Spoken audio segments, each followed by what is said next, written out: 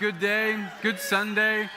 So good to see you guys. We are at week number 2 of a collection of talks that has really been probably starting and stirring up in us here at Grace for a good part of a year. And we've just been tucking it away until we've actually been released by God just to say, hey, now is the time to talk about this particular subject. So if you're not really familiar with what we did last week or really any part of the series, it's called Gravity. And it's really the idea that there is an invisible force physically over your body that's pushing you down only to build you back up. But the same idea is also happening over gravity on your soul. And most days you feel it. Most weeks you feel it. You go to work. You have the weekends. You have breaks, but you also have pressures that you just feel over your soul, over your emotions, over your mind. Like just life gives that to you pretty naturally. And that's the gravity over your soul. It does the same thing what the physical body does whenever they try to break you down only to build you back up. The same thing happens with the gravity of your soul. It presses you down with an invisible force only so that God, come on somebody, only so that God can build you back up. So what physical gravity is to the body, suffering is to the soul. The purpose of gravity over your physical body is to build you up. Suffering is to make you mature. And the scary part is when we take a look at the church across America, unfortunately, we are a little bit too shallow when it comes to our character and our integrity and our walk with God because we avoid such things like hardship and suffering and difficulty because the world around us has told us to. Go after the comfort, go after the convenience, go after the things that are easy, go after the things that you want. And so you can have that consumer mentality driven on. But God's kingdom and his message is totally different. He says, listen, I didn't make this difficulty. I didn't give you pain. I didn't give you the suffering. I didn't want you to go through there. That's not part of my design, God says. But you got to be sure if I am sovereign over all things, I will make a way. I'm going to be with you, and I'm going to make the bad into good, the ashes into beauty, the mourning into dancing. Come on, somebody. I'm going to make the suffering turn into joy. That's what God does. He turns death into life again. That's what he does. He takes the impossible and makes it possible. And whenever we look at this particular idea, I want to talk to you about gravity today, but specifically I want to talk to you about the connection, follow me, with the natural and the spiritual. Sometimes we just take the spiritual and we say, okay, let's get into the things of God. Let's get into church so we can learn about the things of God and his nature, because that's the spiritual things.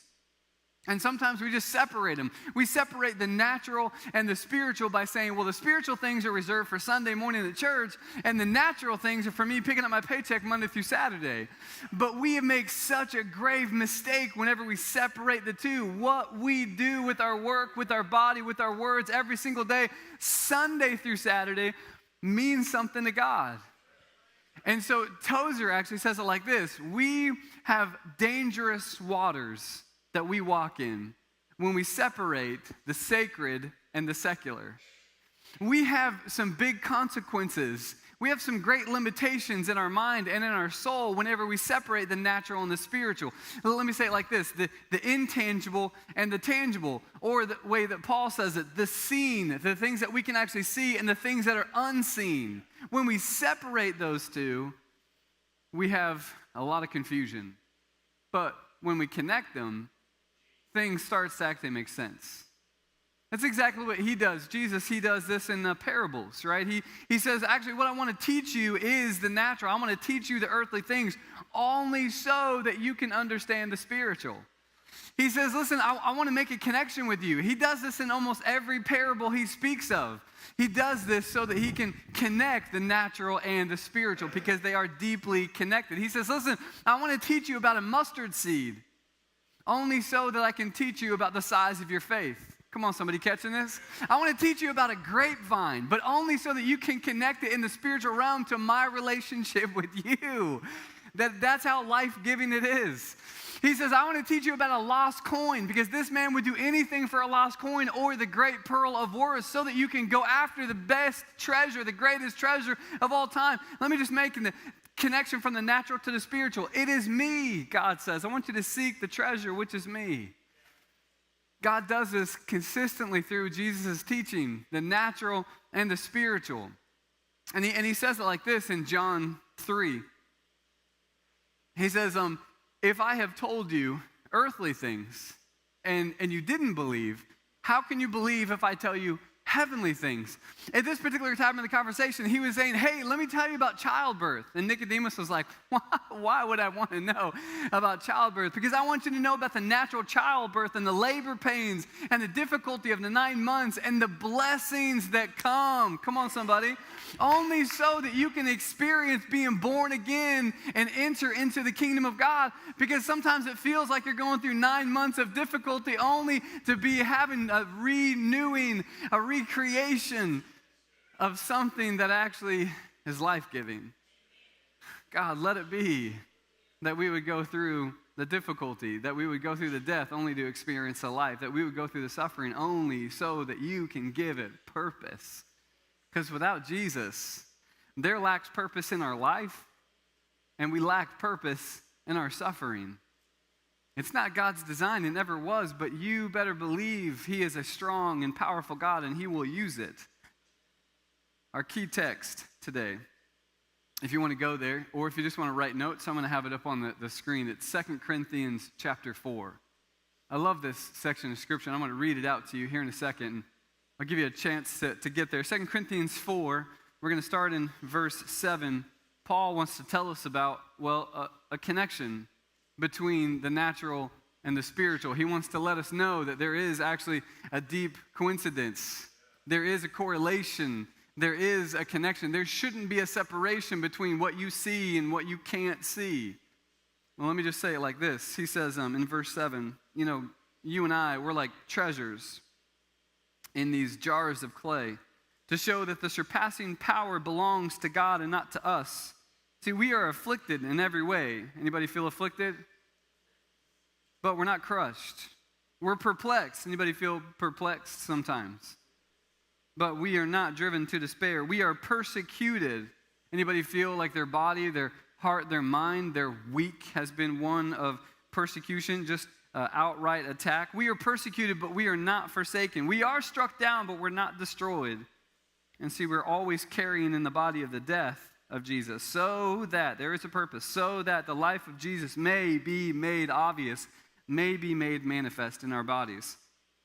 For we who live are always being given over to death for Jesus' sake. Why? So that the life of Jesus may also be manifested in our mortal flesh. So let me just conclude it, Paul says. So death is at work in us, but life is in you. Now skip down to verse 16 and check this out. He says, so therefore don't ever, never, ever. You get as many negatives in there as you can. Don't you do this. Don't you lose heart. This is the most important, the treasure inside of the broken jar of clay is the heart and the soul that God has placed in there. And he says, don't lose heart. Though your outer self is wasting away, the inner self is being renewed day by day. For this light and momentary affliction is preparing for us an eternal weight of glory beyond all comparison. Someone needs to circle that in their Bible.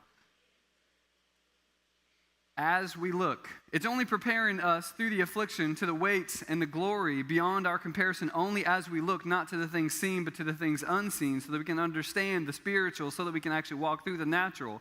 For the things that are seen are transient, they're temporary, but the things that are unseen are eternal. Come on, somebody.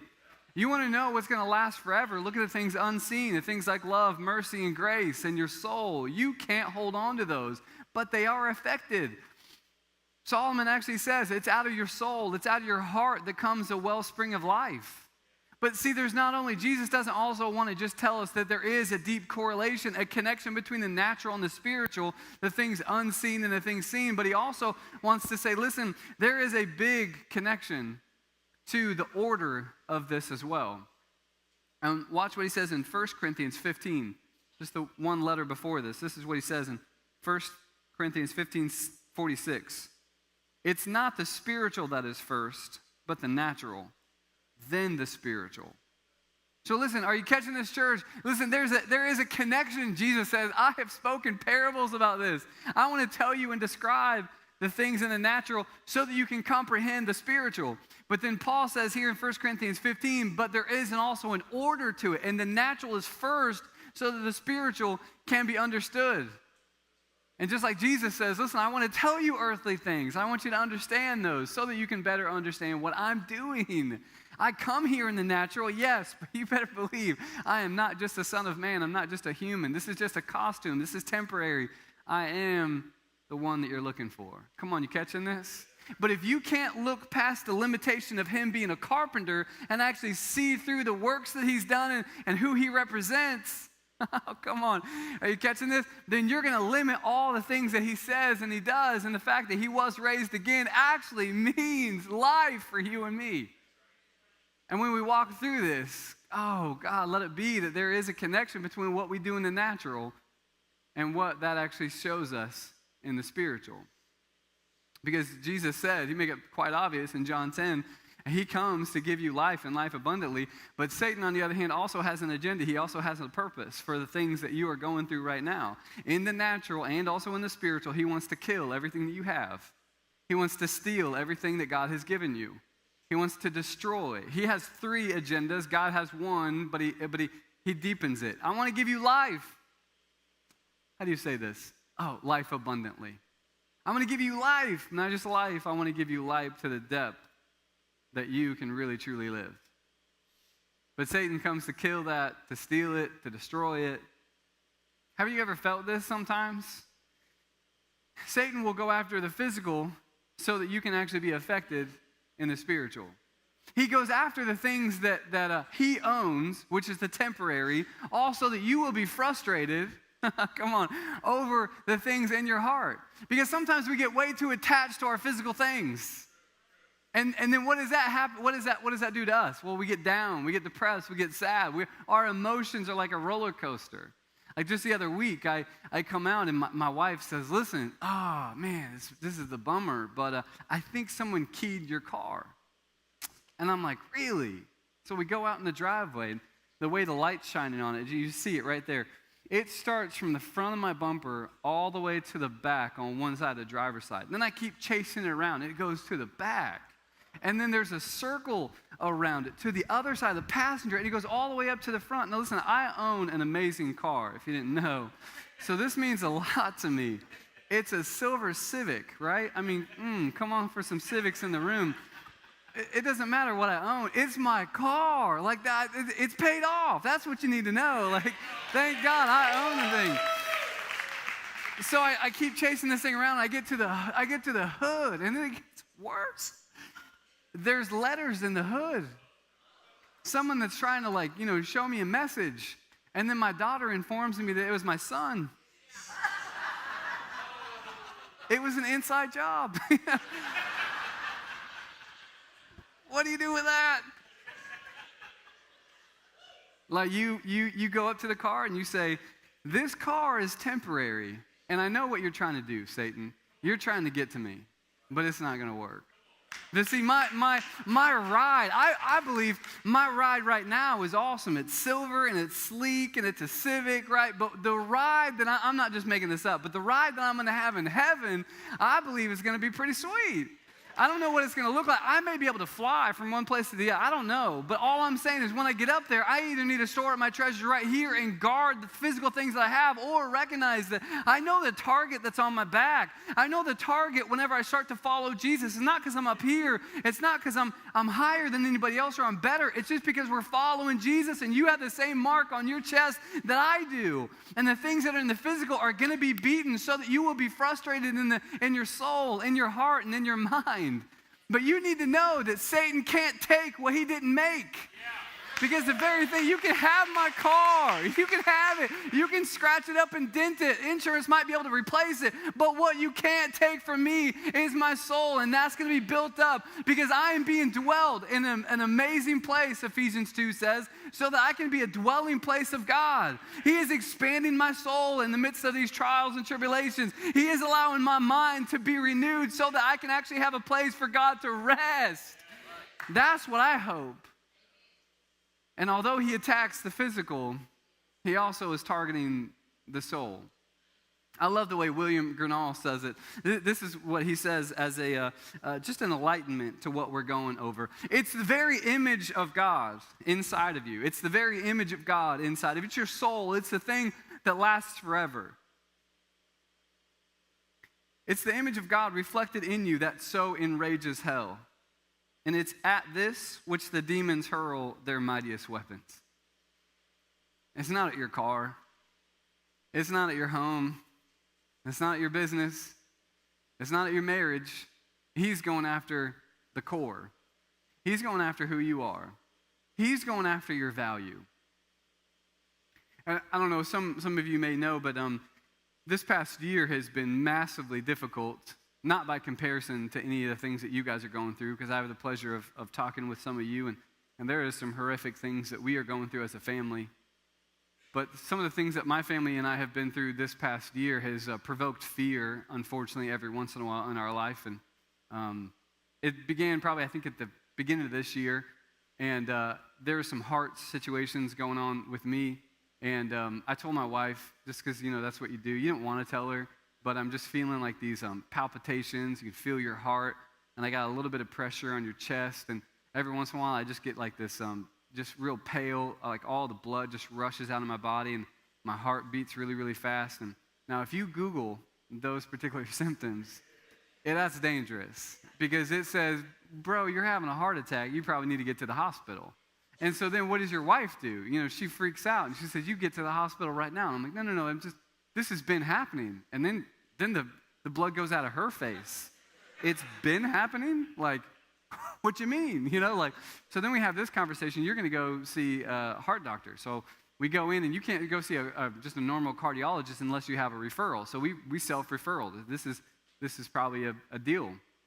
And so we went in the beginning of this year, and we found out that there were some issues with the heart. I got every test possible, stress test, EKG, echocardiograph. I even got sent up to Duke for a specific MRI just of the heart. And I don't know if you guys are claustrophobic, but you got to be in that tube for about an hour, and that just sitting there.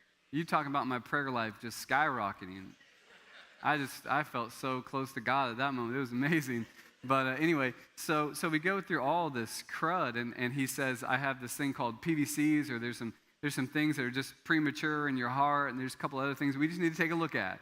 And so again, this whole process is taking weeks on months, and it's going over a while. This past August, the doctor said that I need you to come in for a procedure of the heart, and it's going to take 2 days, Tuesday and Wednesday. So I went in on Tuesday, and they did the procedure, and everything went okay. And then they got there on Wednesday, and they got literally up inside of my heart, through my veins, and they said, hey, listen, we actually didn't do the procedure that we thought that we were going to need to do. And so I'm all drugged up, so I'm asking some really good questions. And after that point, my wife is, she's in the room. She's asking as well. She's taking notes, and she's trying to take all this stuff down. And the doctor says, once we got in there, the heart looked really, really good. I didn't do the procedure. I didn't touch your heart because everything looked fine. And from a cardiologist perspective, he says that I don't think the heart is the issue. So I'm thinking, well, that's good news. Then why in the world am I going through this? That's a big question mark. Like, there's some mystery behind that. And so we go through this, and God is constantly telling us, me and my wife, for the past year, this profound message, this theme that just keeps coming up in my time with him. I can't get away from it, and it's rest and wait. Can you feel the contradiction? God is speaking in a whisper-like voice. I want you to rest. But when you look at our world in the natural, there is chaos. And in the midst of all of the heart stuff that's going on, and if that wasn't enough, like almost everything that we feel like we own starts breaking down. Our car, not only did it get keyed, but my car loses its starter earlier this year. And then all of a sudden it's making a rattling noise that I need to go take it in. And later on, we find out we've got termites in our house. We're like, oh, that's awesome. Upon that, we've got 2 major water leaks that's going on in our house. And then medical bills start coming in. So we got to pay for that. And then also the medical bills start coming in. And then our dishwasher breaks. It starts leaking, warps our wood in our cabinets and messes those up. And we're thinking, this is good. Just the other night, our washer started to overflow. We got a leak in the laundry room. We're like, boom, we're just getting punched left and right. We feel it. But in the natural, we feel like we're getting broken down and beaten up. But in the spiritual, God is saying, I need you to rest. Because there's one message that I need you to listen to. Because if you believe 2, you're going to be really confused. But if you believe one message, if you really believe I am the God over your life, and your soul is where the heart of everything comes from, then you need to know something. I need you to rest, although everything around you seems like you're in a storm. Come on, somebody catching this? I don't know if you remember this or not, but there's an amazing story that I have grown to love for more reasons than one. And it's Jesus and the disciples in a boat, and they're going through a storm.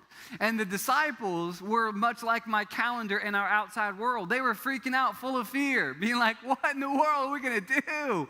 But then what I want my soul to be doing is exactly what Jesus is doing through the hurricane, just sleeping. Because where I come from, there is a world that we live in that resides over the one that I'm currently seeing. But there is a connection. See, I believe that the things that we are going through is on purpose. And as we go through the difficulty and the pain and the suffering, God actually wants to use that to refine us, to change us, to allow us to do exactly what he's calling to. Either seek him or trust him or go after him, or like he did us, just rest. And in the midst of that, there's another thing that started to come up. In Matthew 6, he says, I don't want you to be worried or anxious about anything. Because, let me just make the correlation. I take care of the birds. And if those guys are taken care of, I promise I will take care of you. Because no disrespect, but you're more important than they are. So what happens when we start to worry and become anxious? Our value starts to go down and dwindle, to think that we're as valuable as birds, as sparrows. So when worry increases, God really wants us to have a renewed mind. He wants to change our way of thinking. And there's no better way of doing that than an atmosphere of suffering and difficulty. When there is a storm, when there's a lot of tension, when there's a lot of things confused, when there's a lot of things that we don't physically, tangibly, personally understand, we can say, God, I know the words that you've spoken to me are a promise. I am more valued than they are. So when medical bills start coming in, I know you're going to supply because you're a good father. And I shouldn't be worried and anxious about those things because you're the one that put me through this and you're watching over me. That being the case, I'm going to trust you. I'm just going to rest. I'm going to work hard. I'm not going to be lazy, but I'm going to rest and trust in what you have to say. So instead of worrying and anxiety coming up, peace and trust and rest starts to reside in my soul. Because if I can calm the storm inside, I can rebuke, come on somebody, the wind and the waves to say calm and be still. And we can get out of the storm and hurricane in Jesus' name. And we walk through things like that. We have authority, but you can't give authority unless you're under authority. And you got to be under only one particular message. You can't listen to 5 different types of messages and 5 different types of gods. You can just have one. So you got to choose this day who you're going to serve. But for me and my household, come on.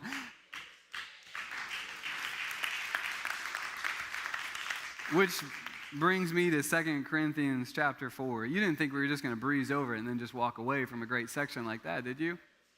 2 Corinthians chapter 4. But we have this treasure that we don't really realize. We have this treasure in jars of clay. Anybody feel, come on, let's just be honest because we're in church. Anybody feel like their physical bodies are jars of clay, broken, beaten, worn out, and faded?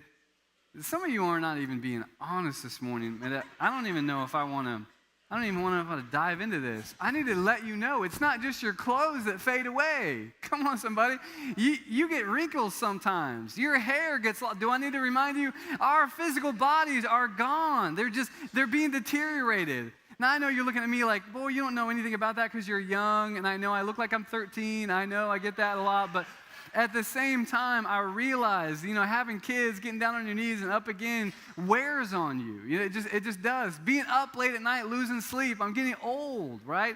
It's I don't know what it is, but there's this creeping that's going on. You get down, you get up, and you go, oh. You know what I'm saying?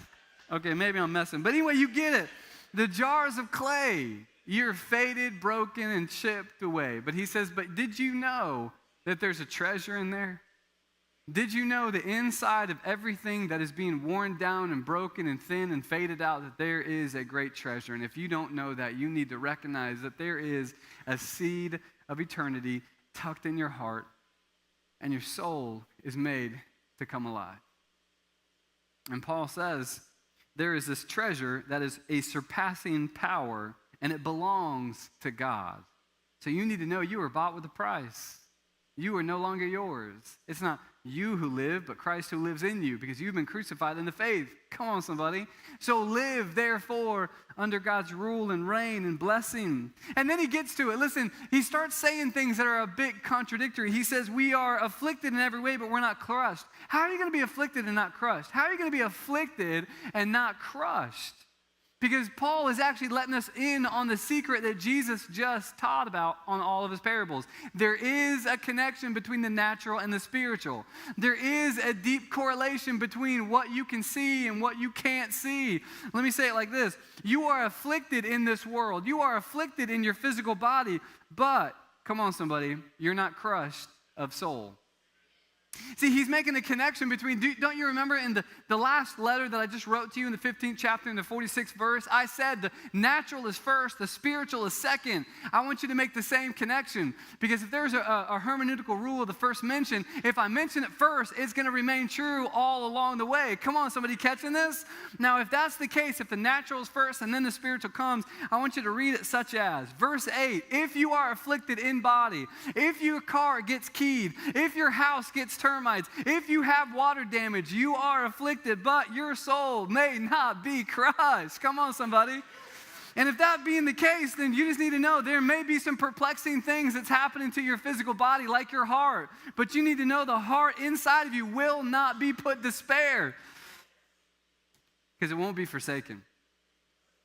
Your heart and your soul will never be forsaken, because Satan can't take what he didn't make, because God made what he put inside of you, so he will finish what he has started. You're struck down. You better believe you're struck down. The righteous get struck down, but they rise again. How many times should we forgive, Jesus? I don't know if you can do the math, but a lot. How many times are we going to feel like we're having a tough week? How many times are we going to feel like we actually walk through the valley of the shadow of death? But just remember, we're walking through it because we will not be destroyed of soul. And then he says, we're always carrying around the body, in your physical body, the death of Jesus. You feel like things are dying away. You want to know what I'm doing? I'm chipping away the temporary. I'm chipping away your old way of thinking. I'm chipping away your old man. I'm chipping away your old addictions. I'm chipping away your old pleasures. I'm chipping away your history. I'm chipping away the things that hold you down. I'm chipping away the things that are attached to you. I'm chipping those away so that I can build you back up again. I'm chipping you away so that you can be made new. I'm chipping away the old so that you can be made like a treasure. And as he goes, he gets to this conclusion. We have this death, but you also have to realize we go through it because of life. We walk through death only to experience life. So do not lose heart. Come on, can you just tell somebody right now, just turn to the person right next to you, do not lose heart.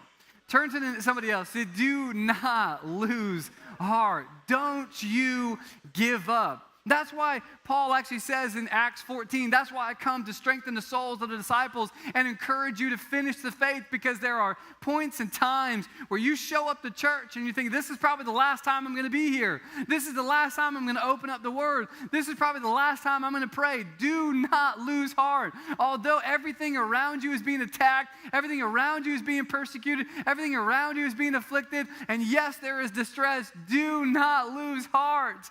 Because God is doing something in you. Though the outer self is wasting away, the inner man is being made new, renewed. He is being made new every single day. But only so this light and momentary affliction is preparing for us an eternal weight of glory beyond any comparison. So can I just tell you this? Don't look at the things and limit them just in the natural. Focus. Here's Paul's order of things.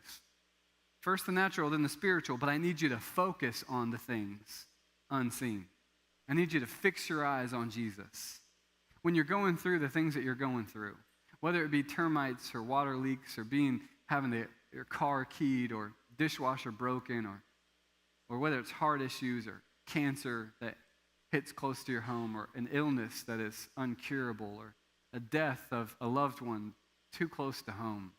Whatever it is that you're going through, do not lose heart. Fix your eyes on Jesus, because he is up to something. Although you walk through the water and the fire, God says, I am going to be with you. In Jesus' name.